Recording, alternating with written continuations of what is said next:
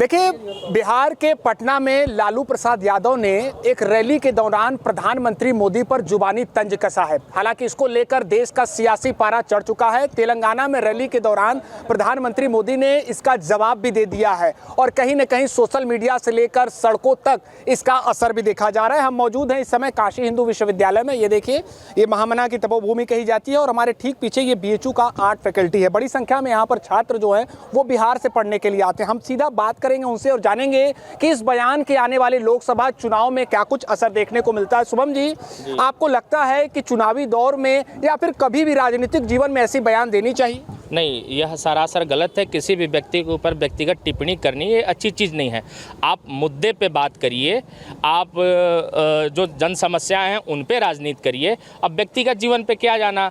अब लालू जी पे मैं क्या बोलूं, बड़ी चुटीले अंदाज में पूरे सदन को हंसाया करते थे वो, और अब बुजुर्ग हो चुके हैं, उनकी जो बुद्धि है वो सठिया गई है और सठियाने के साथ जो भीड़ उन्होंने देखी उस भीड़ को देख के वो अठिया गए। तो सठियाने और अठियाने के बाद जो उटपटांग बातें वो कर रहे हैं यह सरासर निंदनीय है और इसकी हम भर्त्सना करते हैं कि किसी भी व्यक्तिगत टिप्पणी राजनीति में नहीं करनी चाहिए। इससे क्या होती है कि जो नए राजनेता हैं वो आपसे क्या सीखेंगे, आपको किस तरीके से वो अपनी रोल मॉडल बनाएंगे। कई बात आपने महत्वपूर्ण बातें कह दी कि आप तो आज आगे की राजनीति की दिशा क्या तय करेंगे। इसके अलावा राजनीति का लंबा अनुभव होते हुए भी आप ऐसी बयानबाजी कर दे रहे हैं।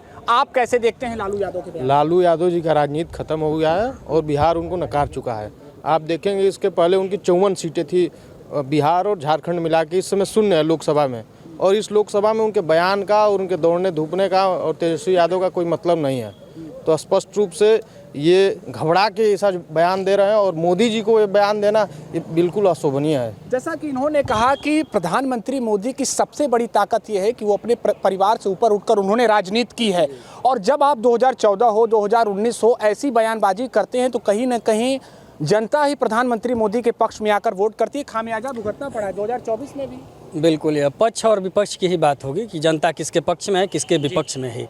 लेकिन जब चुनाव की बात होगी तो नैतिकता उसमें दूर दूर तक दिखेगी नहीं। बयान सिर्फ फायदे और नुकसान, चुनावी घाटा और चुनावी फ़ायदा, इस हिसाब से ही देखा जाएगा। तो जब नरेंद्र मोदी के पक्ष में बात होगी तो यह बयान नरेंद्र मोदी को फ़ायदा पहुंचाएगा। लेकिन लालू यादव की जो राजनीति रही है, कल उस दिन तेजस्वी यादव ने बोला भी कि अब कोई हमको कुआं पर पानी पीने से रोक नहीं सकता है, कोई घर के बाहर चप्पल निकालने से रोक नहीं सकता है। यह हमने बदला है। लेकिन यह बयान लालू के लिए, लालू के वोटर्स के लिए, जिनके लिए यह माना जाता है कि उनके बयान पत्थर की लकीर होती है। लालू ने जो कह दिया, आपने मंच पर देखा होगा कि बार बार कहा, वो बोल रहे थे कि क्या अब क्या बोलना है, और लोग आके एक छोटी सी पर्ची दे रहे थे लालू यादव को कि क्या बोलना है। और ये सारी चीज़ें स्क्रिप्टेड है। यदि लालू यादव बोल रहे हैं तो इस बात का मतलब है ज़बान का फिसलना होता नहीं है। ज़बान का फिसलना नहीं है। आपने भी कई बातें इसमें कही। अभिषेक जी उत्तर प्रदेश से लेकर बिहार तक की राजनीति में काफ़ी सक्रिय रहते हैं और बीएचयू के छात्र हैं, उनसे बात करेंगे। कैसे देखते हैं लालू के बयान को और प्रधानमंत्री मोदी ने भी जिस अंदाज में उनको जवाब दिया है? देखिए, चुनावी दौर में अपने अपने जन समर्थकों के बीच में कभी कभी उत्साह में लोग बोल जाते हैं और मुझे लग रहा है कि उत्साह में लालू यादव यदि ऐसा बोल दिए तो बोलने के पश्चात भी समय ऐसा मिलता है तो उनको इस बात पर खेद व्यक्त कर देना चाहिए। चूँकि लालू जी पुराने राजनेता हैं, उनके प्रति सम्मान भी है, लेकिन किसी भी व्यक्ति विशेष के लिए इस तरीके का टिप्पणी ये ओछी टिप्पणी मानी जाएगी, ये हल्की टिप्पणी मानी जाएगी और ये गंदी टिप्पणी मानी जाएगी। किसी के पारिवारिक जीवन पर इस तरीके का कटाक्ष करना या इस तरीके का टीका टिप्पणी करना किसी भी राजनेता के लिए संसदीय भाषा या यह मर्यादित भाषा नहीं हो सकती है। इसलिए और मुझे लगता है कि चूँकि जिस दौर में लालू यादव जी को आराम करना चाहिए, विश्राम करना चाहिए, आराम और विश्राम से मतलब ये है कि उनकी शारीरिक स्वस्थता कैसी है। तो ये आप देख रहे हैं कि लालू यादव जी की तबीयत अचानक कई बार ख़राब भी हो रही है और ख़राब क्या, आप देख रहे हैं उनकी किडनी का ट्रांसप्लांट हुआ है। तो ऐसे समय में उन्हें जो विश्राम करना चाहिए, आराम करना चाहिए, ऐसे में उनको पुत्र मोह सता रहा है और अपने पुत्र को, अपने तेजस्वी यादव को राजसत्ता में स्थापित करने के लिए तमाम प्रकार के अनर्गल प्रलाप कर रहे हैं, जो कि भारतीय राजनीति के लिए भी ठीक नहीं है और देश के जो अन्य भी वैचारिकी के लोग हैं उनके लिए भी ठीक इसलिए नहीं है कि उससे युवाओं पर उसका असर पड़ेगा और ये बहुत ही खतरनाक साबित होगा। बिल्कुल, जैसा कि इन्होंने कहा भी कि हम आ रहे हैं, आपके पास भी आ रहे हैं, हम इनसे कमेंट ले लें। जैसा कि इन्होंने कहा कि राजनीति का अनुभव होते हुए भी ये हैरान करने वाली बात है कि आप बड़े मंच से प्रधानमंत्री जैसे पद के लिए, प्रधानमंत्री जैसे व्यक्तित्व के लिए आप ऐसी भाषा का प्रयोग करते हैं। आप कैसे देख रहे हैं बयान को? देखिए, भारत की राजनीति विश्व की सबसे बड़ी लोकतांत्रिक राजनीतिक देश है, जिसमें विपक्ष का मजबूत होना बहुत ही आवश्यक है। एक स्वस्थ लोकतंत्र में एक मजबूत विपक्ष का होना बहुत ही आवश्यक है। लेकिन विपक्षी अगर किसी भी एक राजनीतिक व्यक्ति के ऊपर, क्योंकि राजनीति न ही व्यक्तिगत मामला है, ये सामाजिक कार्यशैली है जो समाज को अपनी क्रियाओं के माध्यम से लोग, सकारात्मक क्रियाओं के माध्यम से लोग उसको सुदृढ़ करते हैं। तो किसी भी व्यक्तिगत प्रधानमंत्री हो या मुख्यमंत्री हो या राज्य का कोई भी कर्मचारी हो, उसके ऊपर व्यक्तिगत रूप से टिप्पणी करना बेहद ही गलत है। ये पूरी तरीके से अराजकता और असामाजिक प्रक्रिया है। असामाजिक क्या लगता है आपको कि जैसे 2019 में कैंपेन चल पड़ा था, जब राहुल गांधी ने कहा था इन पर तंज कसते हुए कि चौकीदार चोर है, उसके बाद मैं हूं चौकीदार एक कैंपेन चल पड़ा था। अब ये कैंपेन एक और कि मैं हूं मोदी का परिवार। जी ज़रूर, ऐसा कैंपेन फिर चल सकता है, क्योंकि उन्होंने उनके निजी जीवन पे टिप्पणी किया है और किसी भी नेता को उसके कार्य से जाना जाता है, ना कि उसके निजी जीवन में क्या चल रहा है क्या नहीं चल रहा है, उसके कार्य से जाना जाता है। बिल्कुल, आप कैसे देखते हैं बयान को? बीएचयू के छात्र हैं। जी, मैं बीएचयू क्या लगता है ये बयान ऐसे समय पर कितना भारी पड़ेगा विपक्ष को?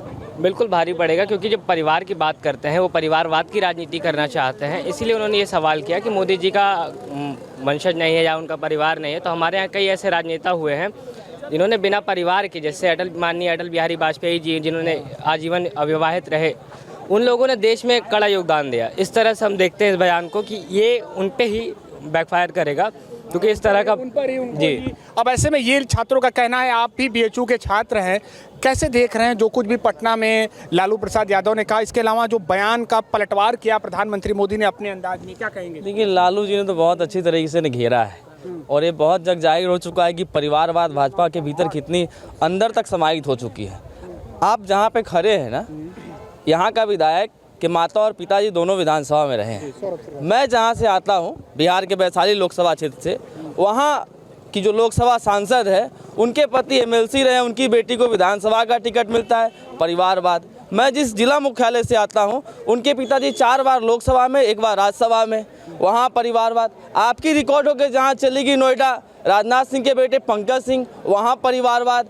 उसके बाद जो परिवार में इनके जो भरे पड़े हैं भ्रष्टाचारी, बलात्कारी, वो सब के सब सम्मिलित है। चाहे ब्रिजभूषण हो, चाहे बीएचयू के भीतर अभी आईआईटी की गैंगरेप हुई, कुणाल पांडे से लेकर तमाम सारे लोग भाजपा के संरक्षण में हैं, कुलदीप सिंह सेंगर, चिन्मयानंद, कितने नाम गिनाओ, ये सब तो मोदी जी के परिवार के ही लोग हैं। आखिर अब मोदी जी को बताना चाहिए कि वो इन परिवारवादियों से कितना प्यार करते हैं। बिल्कुल, लालू यादव के बयान पर इन्होंने तीखा हमला किया और निश्चित तौर पर कहा है कि जिस परिवारवाद के खिलाफ भारतीय जनता पार्टी करती है। अब इन्हीं का सवाल हम लेंगे। इनका सवाल तो ये है, लेकिन क्या जब प्रधानमंत्री मोदी खुद परिवारवाद के ही खिलाफ हैं, तो ऐसी बयानबाजी क्या लगता है ऐसा देना चाहिए? जी, पहले एक बार मैं बता रहा हूँ कि आप राजनीतिक तौर पे बयान दें, लेकिन किसी भी व्यक्ति के व्यक्तिगत जीवन पे टिप्पणी ना करें। हमारे यहाँ कहावत है कि चलनिया दूसरे सुपवा के जकरा में 76 छेद। तो पहले उनको अपनी परिवार नहीं संभल रही हैं। आज से 2-3 वर्ष पहले की घटना है, उनकी बहू को रो के जाना पड़ा। किस तरीके से उनके बड़े बेटे की जो पत्नी थी वो कितना रोई, किस तरीके से उसका दरवाज़ा बंद कर दिया गया। अंत में लड़की के पिता को कहना पड़ा कि मेरी बहुत बड़ी भूल थी कि अपनी बिटिया इसको दी। जो इन्होंने एक बेटी को संभाल के नहीं रख पाया, वो देश क्या संभाल के रखेंगे? और अपने परिवार को देख नहीं रहे हैं और दूसरे के परिवार पर टिप्पणी कर रहे हैं। लेकिन संसद से प्रधानमंत्री जी ने एक बात कहा था कि मैं उस परिवारवाद की बात नहीं करता हूँ। अगर आपके अंदर योग्यता है तो आप 1-2 नहीं 10 लोग आइए एक परिवार से, लेकिन आपके अंदर योग्यता, उन्होंने योग्यता पर बात कही थी। और यहाँ इन्होंने जैसा कहा कि निजी हमला, आप उनकी माता जी के निधन से जोड़कर वो बातों को कह रहे हैं। इसके अलावा आप ये बात कह रहे हैं कि प्रधानमंत्री को लेकर आप ऐसी बातें करें, तो आपको लगता है कि ये हमला कहीं ना कहीं आने वाले परिणाम में? प्रधानमंत्री जी जितना जुमला और झूठ बोलते हैं, हमें नहीं लगता है कि उस पर बहुत टिप्पणी करने की जरूरत है।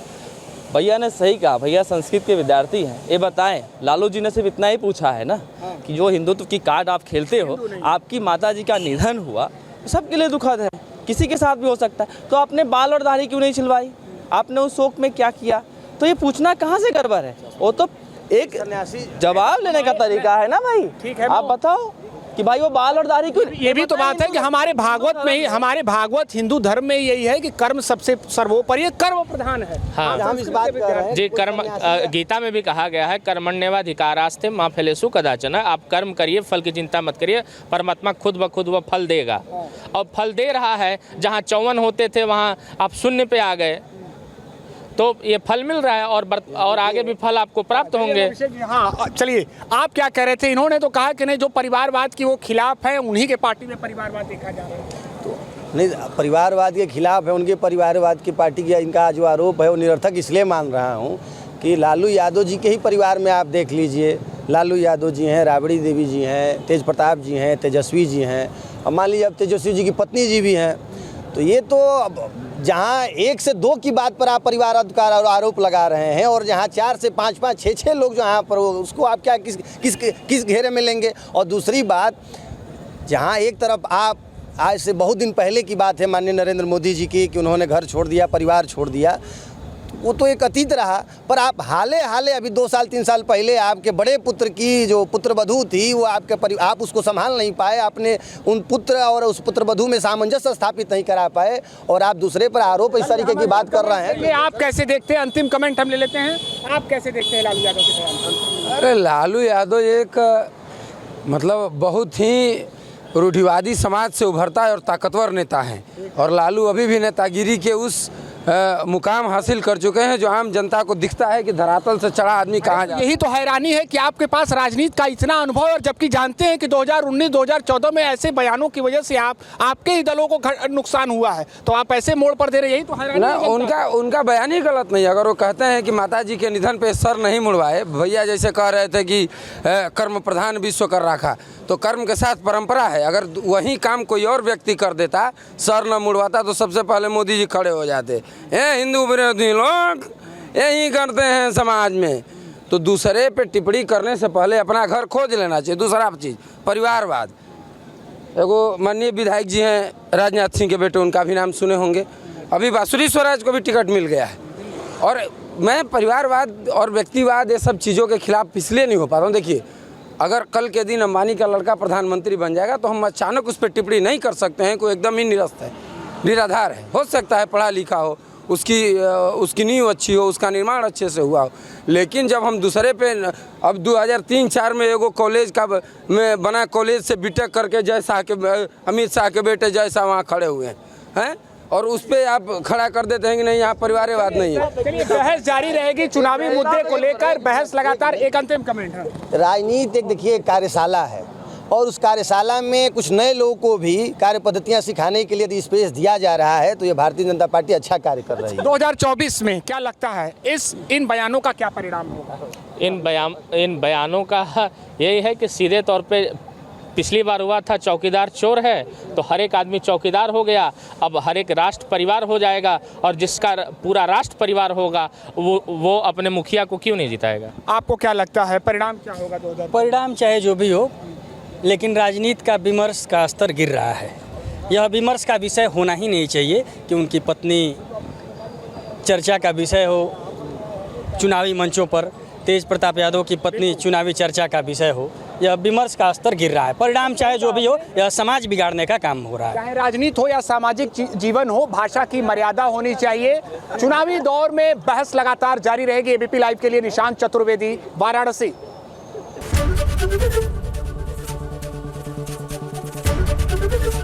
एबीपी गंगा, खबर आपकी, जुबान आपकी।